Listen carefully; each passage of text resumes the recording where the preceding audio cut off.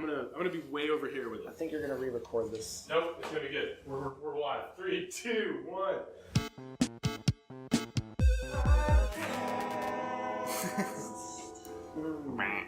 That's the podcast song.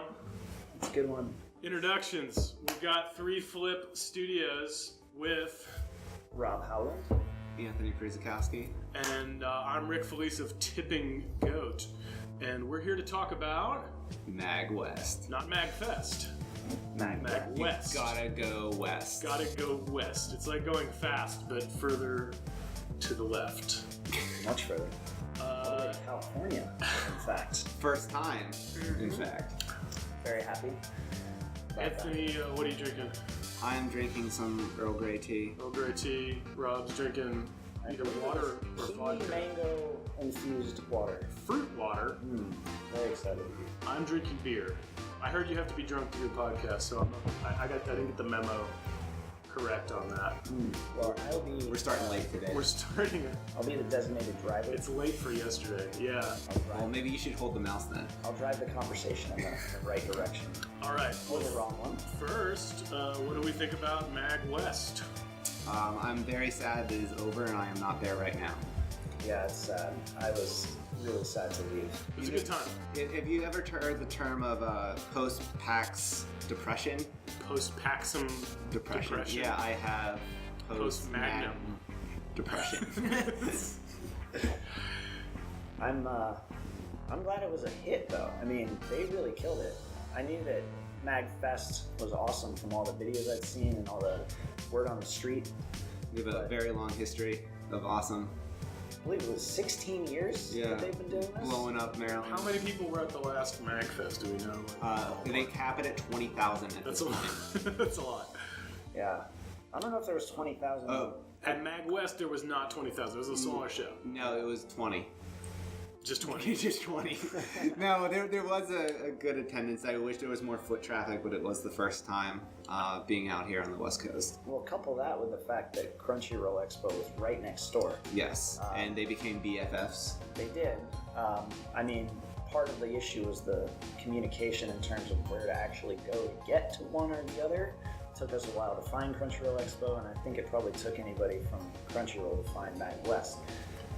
But they were right next door to each other, which had a crazy mashup of all kinds of anime, video game, cosplaying awesomeness. So I was very thrilled about that. We got to experience both Crunchyroll Expo and MAGWest going into it. I thought for a smaller show, it seemed like there was a pretty regular stream of people coming through to play all the games. It didn't feel like some of the smaller shows I've been to that you just know you got to pull teeth to get somebody to come by your booth. Yeah, I feel also we should point out that all 3 of us were part of the event as having a booth, part of the playcrafting event.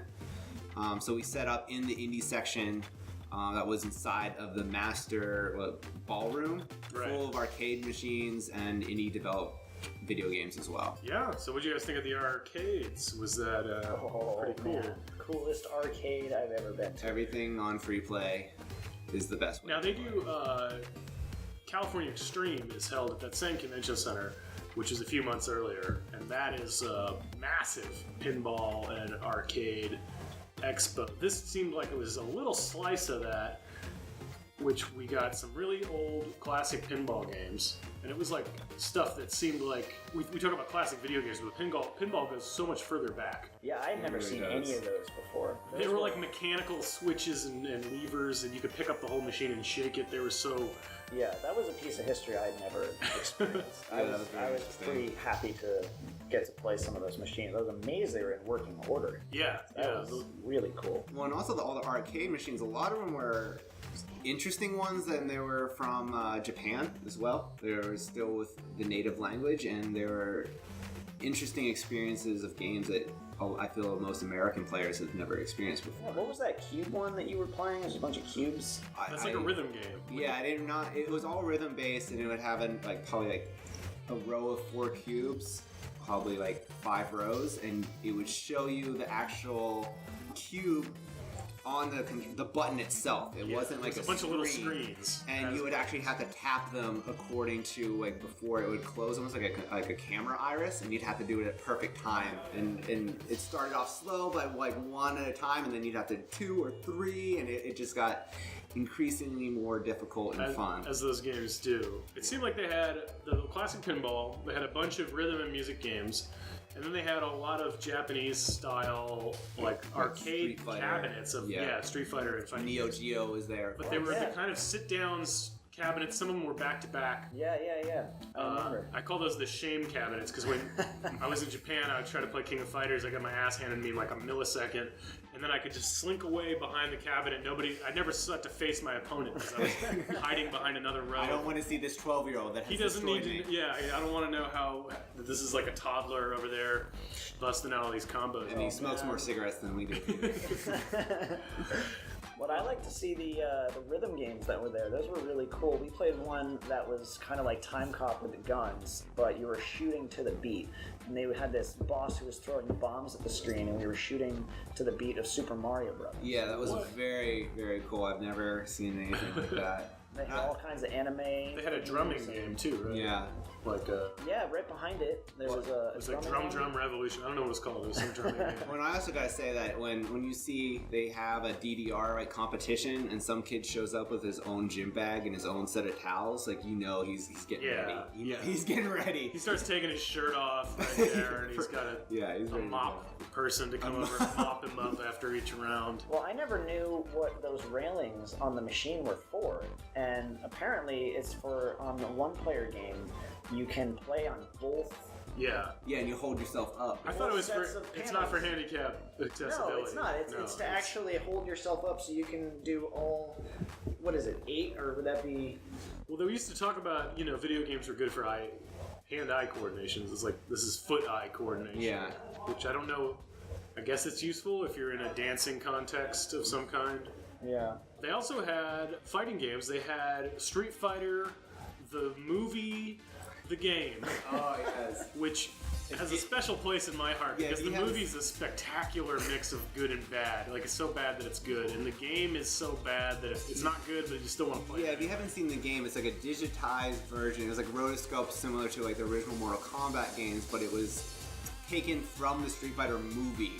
So it was a bad movie turned into a bad video game. It's a bad Mortal Kombat trying to be Street Fighter and failing.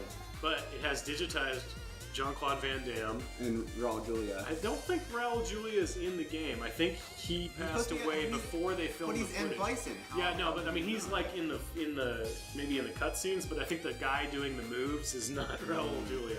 And isn't there a skeleton or something, some weird character who wasn't in the movie that I think the devs just... Like, it worked for Killer Instinct. Yeah. I mean, let's just do this. There was one in the 3D Street Fighter too, right? The Skullorama guy. Or Skullamania. Or are you thinking of King of Fighters? No, there was a 3D Street Fighter game, Street Fighter EX or something like that. You guys know what I'm talking about? 12 in it, the like stretchy guy. Maybe, but it has a dude named Skullamania or something like that. And he throws skulls. It looks like they got the rights to do Street Fighter, and they're like, there's some intern got in there late at night. I was like, I would have made my own character. He's a skeleton. No one's gonna do QA. Great. But I think there's one of those dudes in the Street Fighter movie game too. There's little odd characters that were not in the movie. Well, the arcade was awesome. I noticed they had all kinds of competitions and stuff going on there too, which we did not partake in as we were tied to our booths, respectively. I wanted to sign up for the Street Fighter the movie competition. I have no skills in that game, but I just wanted to play it. We also have to do a big shout out to our friend Nugget, who runs the arcade at MAGWest. What a legend. He helped set that up. He's an awesome, amazing person. Gave us so much insight about building our own arcade cabinet, which we will discuss at another time. Let me know when you do that. I need to get on that. We gotta get on that. He needs to get on it. Next MAGWest. Gotta go west. MAGWest 2018. I would like to do MAGWest again. I think that was a fun show. I've done a few smaller shows, and there was enough traffic. Like, I will even get a coffee and come back, and there'd be people playing my game. Yeah, that's the best when you can walk away and someone's already playing your game. They think it's this is just a demo station to play this game. Like, they're not thinking I'm there to market or do test data. Well, I mean, to be fair, like the rest of the games that Made had on display, MAID being the gaming museum in Oakland. Right. They were there and they had their whole archive of games set up, especially for Sonic because of the new Sonic Mania release. Yes. And they had them all set up just ready to play. They also had that. And they didn't have anybody really curating it. They had, was it a Commodore 64 MMO game? Did they really? That was. How did I miss that? Oh no, they did. Yeah. Oh. They had two of them, and they would land up and everything. Wow. And I believe Ron Gilbert was part One of the original team. I'm sorry to everybody else that worked on this game, and I also don't remember the name of the game. So we didn't do any research at all. Yeah. Well, it was amazing. Really old and obscure, and the thing that was interesting about it is that despite its obscurity, it's referenced quite regularly in the court system as being the first MMO ever made. And this is prior to all the patent trolls coming in and trying to say, I invented the MMO.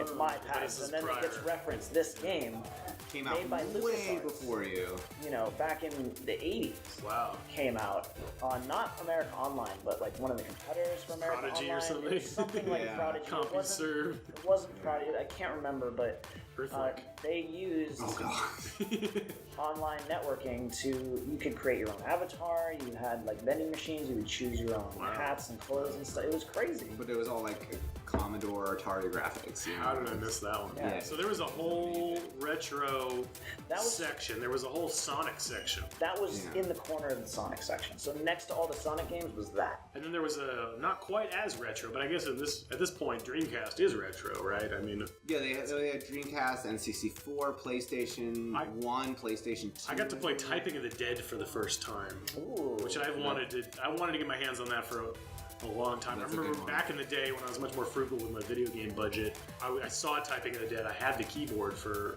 I don't know what, PlayStation Online or Fantasy Star Online or something. Oh yeah, Fantasy Star Online or something like that. So I had a keyboard for the Dreamcast. Never bought Typing of the Dead, but it was actually really well done and really kind of they had like the giant backpacks on, and during the cutscenes you see them they take all the House of the Dead cutscenes, all the plot, all the dialogue is the same.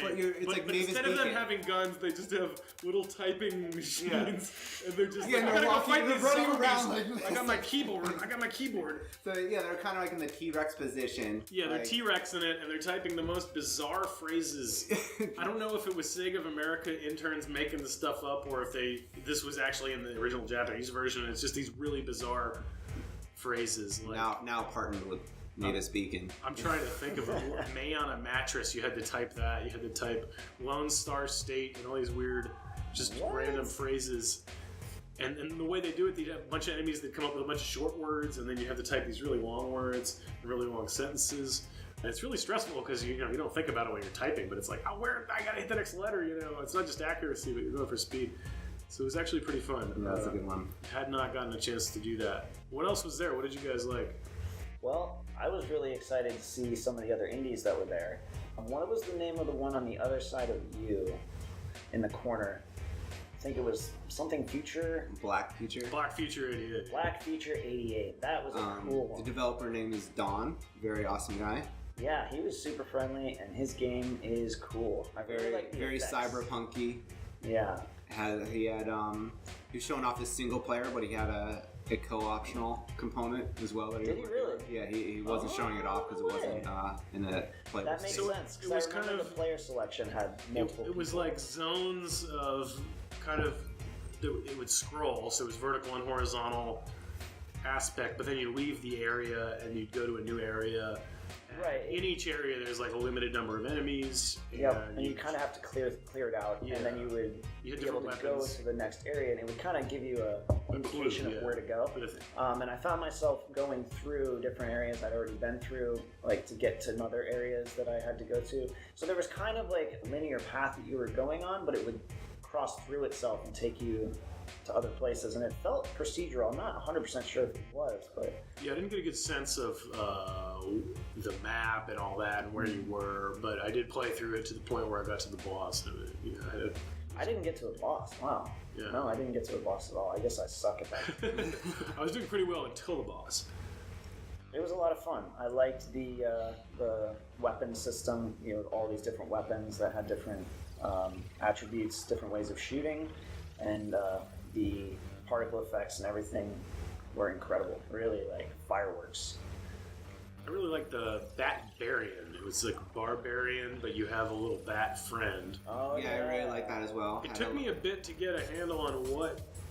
Well, it almost reminded me of what's the other gimmick indie was. game that's coming out? Crawl, the dungeon crawl game. Yeah. I have No, Chasm. That's right. Chasm. Yeah, it did look a lot like Chasm. I mentioned that. I was like, this reminds me of Chasm. Yeah. He has not played Chasm, so I think. Well, that's good. Good for Yeah, him, it is. though. It's good for both the games because they're being developed independently of each other. They're similar if you like procedurally generated. Is it Wait, procedurally? Was Bat-Barian procedural? This one was not. It was on not. No, mine. it's not. No. So It's, Chasm's it's, procedural. it's very Metrovania, Right, because you even had a little map and everything. It was very. And you similar have a to little that. bat, and you like throw treats, and it's kind of a Blinus Blob in that the bat will go after the food. But also the bat would be, you're in a cave and it's all dark, so your bat is basically your light source. right. Yep. So you can throw these little berries ahead, and he would show you basically in the darkness revealing what is ahead of Right. you. Yeah.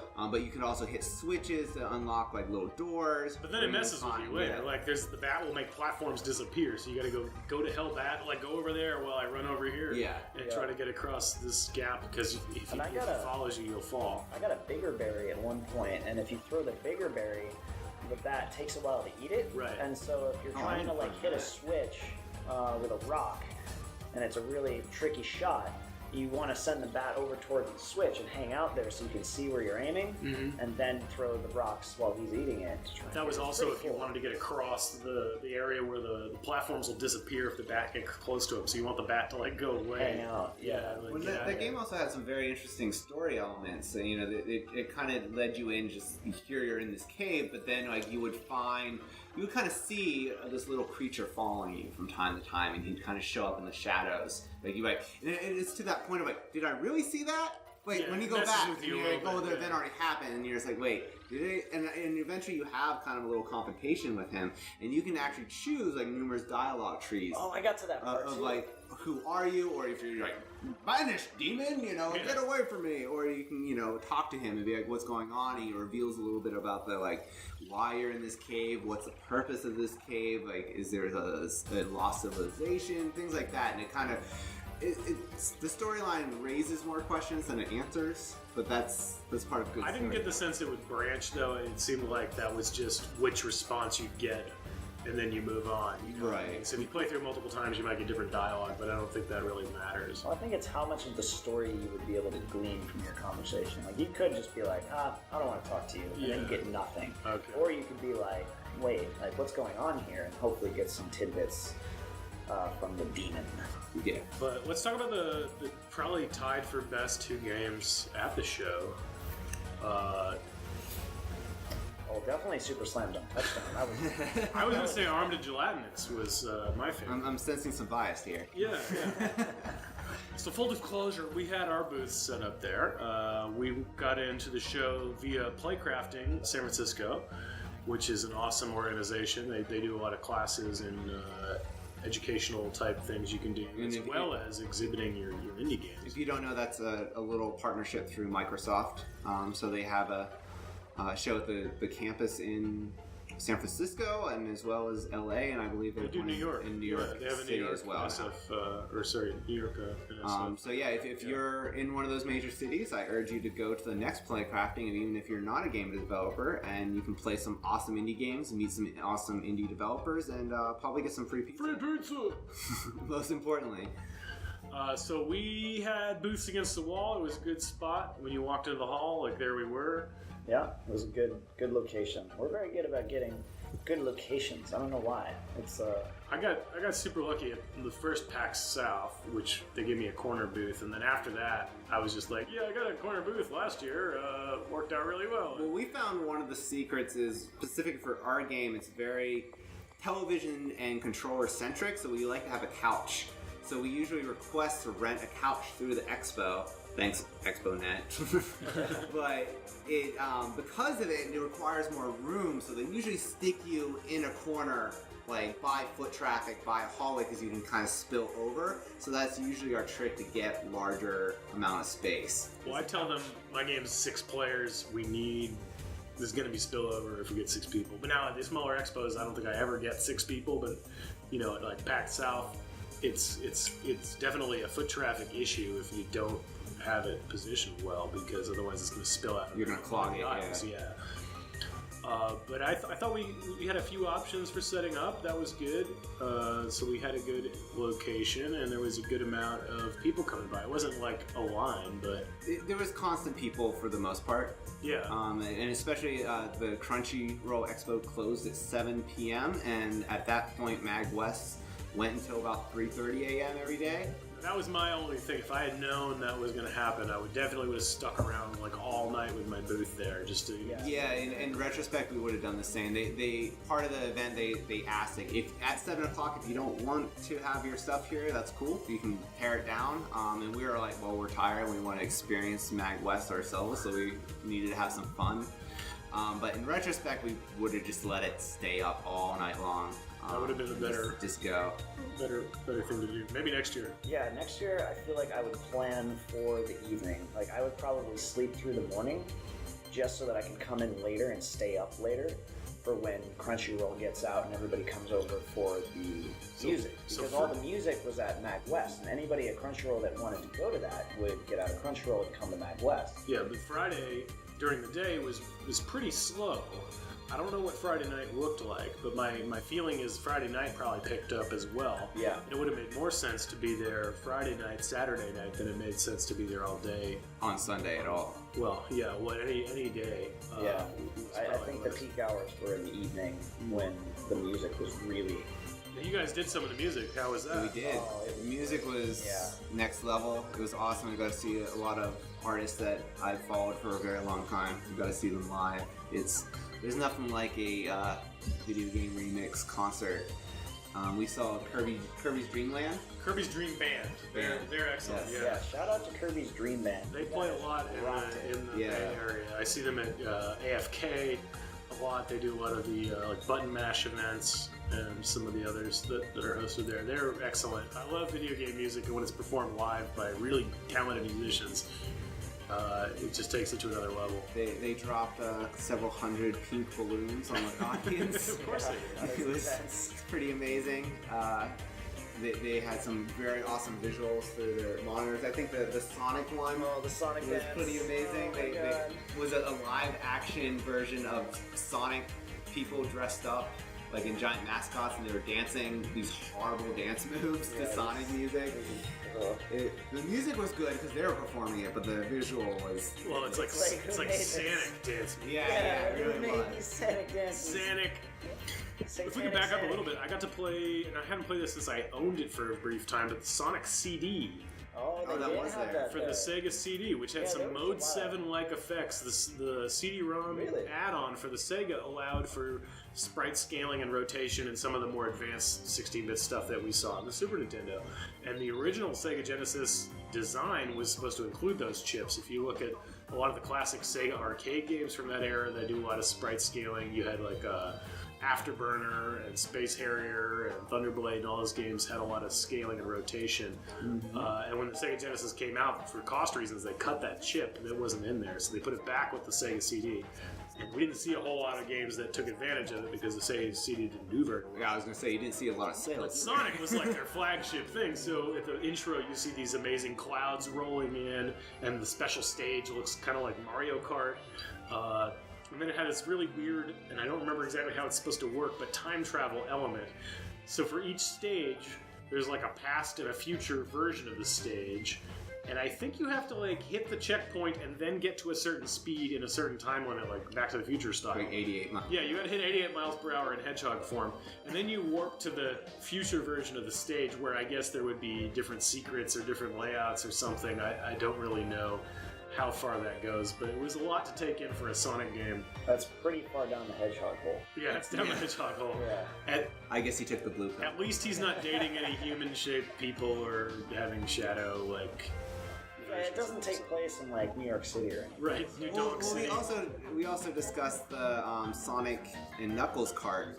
That's right. And we were like, well, why isn't there like a Mario and Luigi cart or something? Like, you know, can I put this into my Mario game and unlock a Waluigi? This like is my Mario 3 this or is my something? question, because the Sonic 2 and Sonic 3 had hooks built into the cartridge so that at a future date they could come out with Sonic and Knuckles and inject not only a new character, but new moves. In Sonic 2, you can play as Knuckles and even do the little air dash move. Yeah, and you can climb. I know that too. And they actually placed a bunch of little secret things on the tops of platforms that you can't get to unless you're Knuckles. Right. So why can't they make a new homebrew Sonic and Knuckles game that injects different things into Sonic 2 and Sonic 3? You know what I mean? Like a hacked cartridge that... You'd have to know the hooks, though. You'd have to have that source code to really know what are the hooks and how do you inject a character into the game? Well, they may have already designed it for Sonic 2. They already had, like, Knuckles and everything You think they already had the sprites? Maybe everything was in there, and that was just a simple activator. We'll just replace, like, the Knuckles sprites with, like, Eggman. So you're like him. They could, right? Great. Or Street Fighter. Fly around. Yeah. Let's see Blanco running around. Or maybe they just hadn't finished the design for Knuckles, but they knew it was going to be a climbing, flying character, and so they put little secret things around. Maybe they thought you'd take over Tails and go up there, or something like that. But I mean, how would it know that you can climb walls? You know, like that would have to be something that it was being injected into the game. Right. It's kind of like a Game Genie in the fact that it sits between the cartridge and the system, and it's running. It's doing something in there. Yeah. And Sonic 3 had a whole bunch of extra stuff, but Sonic 2 at least let you play as Knuckles. Sonic 1, I think they just would default you to a different special stage or something like that. But that also reminds me of that old picture of the Tower of Sega. Yes. It's like the Sonic Knuckles cart, the Game Genie. Action replay, action replay. Then every single one power-based converter. You put the Sega Master System on top of that whole thing. I don't think that would work. Sega 32X. Throw that in there. 32X in there as well. Your Genesis would probably explode at that point. Yeah, I wouldn't recommend anybody try this at home. No.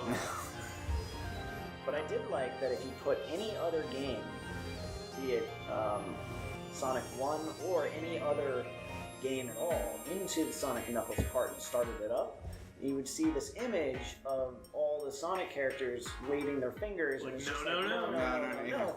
But if you put in a little combo on your controller, it would load up one of those 3D special stages, and you could go through and get the emerald and stuff, and they were all unique. They were all different. It didn't matter what game it was always a new They took like stage. some information from the cartridge and used it as a random. Yeah, they generated a custom special zone. And I would try every single one that I owned, all my games, and some of them actually I couldn't get to work at all, but most of them would generate a unique level. Do you remember when it was popular among Sega games that if you yanked out one cartridge while it was still on and put in another cartridge and then hit reset, it was like weird things or secret things would happen. It was like cart swapping. Yeah, it was. There was like every magazine I read said, "Don't do this. You might break your Sega, but you can do this." Yeah, and it would be a couple games that take you into a weird debug state. Whoa. But, yeah, it would leave information in memory, and when you hit reset, some of it would persist. I would love to see some of the things people have been able to create with that.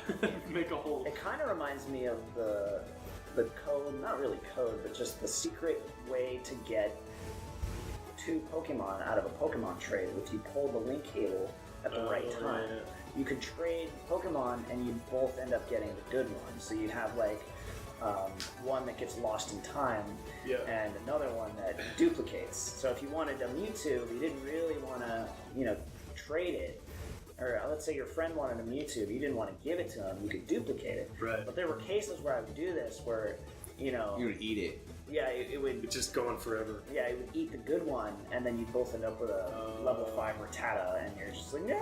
This is similar. I used to have the original Castle Wolfenstein, not the 3D one. The one before the 3D one. I had the Atari 800 version of it. And it was a really, really brutal game because it would take like 20 minutes to load. And then if you died, it would erase your save game from the disc. When this had, but if you were good, you could eject the disc right as you died before it had a chance to delete the information and then reload your Well, that's the save. same one with the voice modulation in it, right? And they're just like, That's right. they're like, oh, On the Atari, it's it like sounded horrible. Yeah, it was just noise. On It's the almost Atari. like B-52 bomber status. And it would scare the crap out of you because Yeah. you're sitting here and beep, beep, beep, beep, playing an Atari game, and all of a sudden, and this SS guy appears and you just shit your pants. You're like, I need to kill you immediately, so you don't say that again. The Atari only had one button though, and it was an Apple game, so it was supposed to have two buttons. So there was a mode you could play with two joysticks. Yeah, that's right. So one player had to move, and the other guy pointed the gun. But I don't think he shot. Yeah, one of them threw a grenade. One player throws a grenade, and the other player shoots. Yeah. So you could really kill yourself if one guy hit the button at the wrong time. Completely nonsensical. Yeah. We got a little bit off track, but talk about indie games. We wanted to talk about we're almost at we're at a little past half an hour here. Other expos. How did MAGWest? What do you guys think about that in terms of other expos that we've been at? I was really surprised that it's a non-profit organization. That kind of blew my mind. I didn't realize that they were as indie as they come. It felt a lot like PAX when we were there. Well, I feel that's also by design because there's also a number of PAX administrators that are involved with MAGWest. Oh, as well. yeah, so there's a lot of runoff from the same organizations, it sounds Do you like. think MAGWest is going to get as big as MAGFest over time? Actually, yeah. We were the Genesis seed of this big. It was a new thing, for one. So that's why it wasn't as big right off the bat. But two, it's coupled with Crunchyroll Expo. And I mean, they're just, married. Well, that was for this year. Attached So to we don't know if that's going to be true for continuing years. Well, that's a good point. But I think it was kind of a good start to maybe a beautiful relationship because, Crunchyroll Expo runs during the day, MAGWest goes all night, and they have all those bands and performances. I think there's a lot of the Crunchyroll festival goers are going to want to go there. That same experience next year because that was also the inaugural Crunchyroll Expo. That's right. So those were two firsts that were coincidentally at the same place at the same time. I heard that was a complete accident, and they were kind of just like, oh, well, let's share work tickets. together, guys. So I think a lot of people are going to expect that same experience next year, and if they talk about it and they do coordinate, they could have a really cool event on their hands next year, which would make it bigger than MAGFest, if you ask me. I think it would eventually become almost the flagship for them, just based on the fact that Crunchyroll's there too. If they do that going forward, what do you guys spent a little more time at Crunchyroll? I think I walked down the aisles a little bit. No, I got lost. I was so happy. I was in heaven. There was a number of things there, like a giant Attack on Titan head, a blow-up head that Oh, that's couple pretty much anime life rally size cards of what it would be when it's chewing you to pieces and making you scream and cry as they do about your dreams as it swallows you. We did get to meet one of our favorite video content creators, Mega64. Oh yeah, they Rocco were was at there. Crunchyroll. Yes. How did I miss They were that? invited by Crunchyroll. We talked to them for a little bit. We gave them all our swag, sweetie swag. They were right next to me at PAX South 2016, but I don't know that any of the performers were at the booth. Oh, like the main dudes, like Rocco. Yeah, we got to meet I haven't Rocco met them this before. year. I didn't meet him the first time. I ran into them at PAX East at one point and got a photo with all the guys, and that was cool. But I never actually talked to anyone until this year, and I was very excited to talk to Rocco, tell him about our game. I'm going to send him a build at some point, and hopefully run into him again. But Crunchyroll overall was incredible in that Japan was there. They had a presence there. There were a lot of Japanese companies and Japanese toy companies and distributors that actually came over from Tokyo and Osaka and had booths there. And merchandise and things that you just really cannot find outside of Japan. So that Well, on top of that was some of the best cosplay I've seen in a very long time. There was some good cosplay. People went over the top. What was some of the best Dr. cosplay? Robotnik. Yes. Sorry, Eggman, whatever. Eggman was great. He came over and hung out with us. But he had a Sonic puppet. The part that really disturbed me, he looked so good. He looked so perfect. But then he's got this Sonic puppet, which I guess is about life-size to what Sonic would be. But it's a puppet, so the guy's got his hand up Sonic's ass, basically. He's walking around with this dead, limp Sonic Muppet that he's using as a puppet. And I thought it cast sort of a weird, dark spin on, the whole Sonic. We saw an amazing Ganon who actually won. Oh, he won the award. That's right. Yeah, Ganon was on point. He was rocking out to Kirbys Dream Band as well. that was a sight to see. I think I saw some King of Fighters girls. Yes, they were there. It looked like King, Mai, Athena, and I don't know the other one, maybe the dreaded Rugal's secretary or vice secretary. I'm not sure which the other girl was. There was also an amazing Daft Punk cosplay. They had like an entourage. Yeah, they had the helmets and everything. They had the boombox. Yeah, it was great. It was next level. They were dancing and. Now, they also had a little area where musicians would play between the hotel and the convention center. Oh, yeah, and there was some kind of like jazz, like a dude with a big stand-up bass. Oh, the 8-bit jazz heroes? Yeah. They were cool guys. They're in our hometown here in Los Angeles. They're here in LA. Music and gaming, right? MAGWest is music and gaming. Music and games. And it's also interesting because they had a jam room. It was just like a bunch of musicians. Anyone can just kind of bring your own instrument, just start jamming out with other musicians. Drum kit, guitar, saxophone, keyboard, they had everything. Yeah, we were up there like at 1 a.m. and just a stream of amazing, talented people that I had no idea who they were, but they're just rocking everybody. We saw also a great performance of Journey. Yep. Cover band there. That was fun. Now I'm a little disappointed they didn't have the Journey arcade game because they had a few retro games. Yeah. They had a good Missile Command. They had Arkanoid. What was the one with the tank? Did you guys play that? No, I don't think I played the tank one. It has tank controls like forward, backward, left, right sticks. I didn't see that at all. It's an Atari game. I'm trying to think of the name of it. But you can like roll to the left if you push both sticks to the left, roll to the right if you push both sticks to the right. If you push them in opposite directions, you'll turn. Oh, cool. Both forward, both back, you can move back and forth. And then if you pull them in opposite directions, the whole tank tilts back, and then it starts catapulting like big bombs into the air. That sounds awesome. Yeah. It sounds amazing. Salt or something like that. I forget the name. They had Marble Madness. I saw that, yeah. And Silent Scope. Silent Scope. I played a round of Silent Scope. It was fantastic. And they had the original House of the Dead They as had, well. and typing. House or typing of the dead. Now, other expos. So I've been to PAX South. I've been to South by Southwest Gaming. I've been to Portland Gaming Expo, GamerX, pre-PAX for GDC. PAX West, GDC, GDC through Microsoft at their booth, and is that it? I'm trying to think. That's your list? I think that's my list. We've gone GDC a number of times. We've been to, I think, every PAX except for South. We haven't gone to South, but we've been to PAX Australia twice though. Good times. Melbourne. We've done a little bit more in the international scene to just try and reach outside of America because we know there's gamers over there.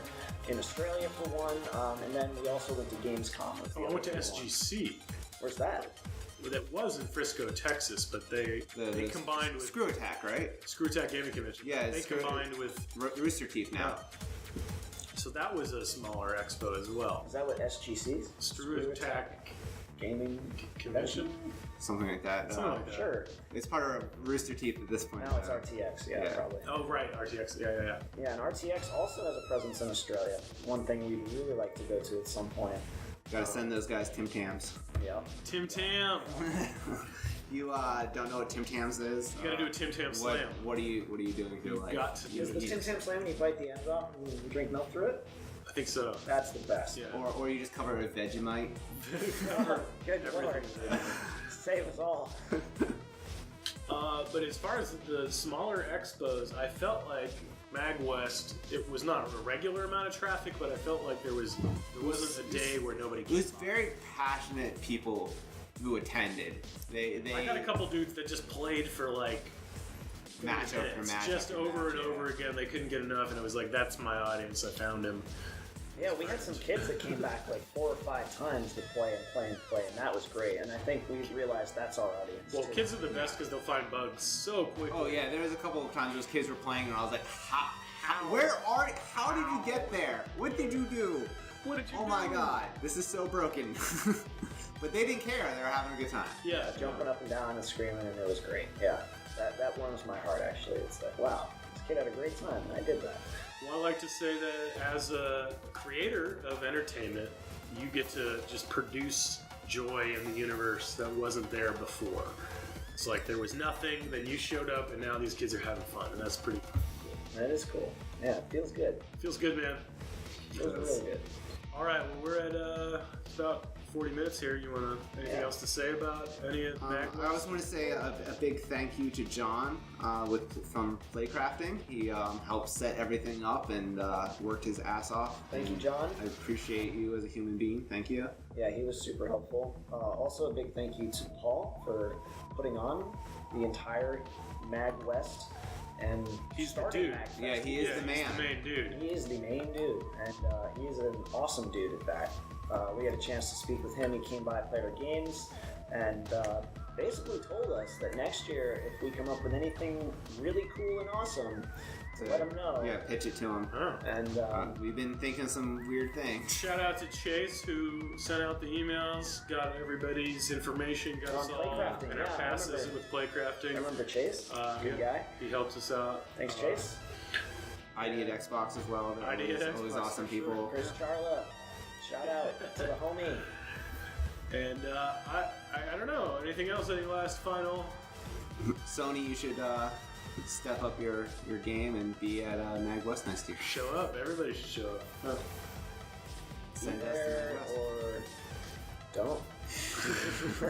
Be elsewhere. So okay, cool. So that's about it for MAGWest. So I hope to be able to join you guys again on the podcast here. And The Flipping Goat Flipping podcast? Goat podcast, Yes. Tipping Goat, Is and that the- 3 Flip combined to produce I like flipping Goat. goat cast. So Flipcast. Flipping pod. It's a goat Goat. cast. So Only how many times can we flip this goat? I don't know. All right, everybody, please check out 3 Flip Studios. What's your Twitter? All that social media At do it. 3 flip. at 3 Flip. With Arm and Gelatinous, and if you looked at Arm Gelatinous, you'll find us. All right, I'm at Tipping Goat. You can check out Super Slam Dunk Touchdown on Facebook. Or on at SSD Touchdown on Twitter and Reddit. Facebook, huh? We're just going back in time. We're gonna do MySpace. GeoCities, I got a GeoCities. GeoCities, yeah. Angel Fire. I Yeah. got my Angel Fire still. Yeah. Check out my BBS. It's a local number. You got to dial long distance. Did you ever hear about this hamster dance thing? All right, we're done. Say goodbye, everybody. See Where's ya. our final song to say? Wait. Check out my game on Prodigy.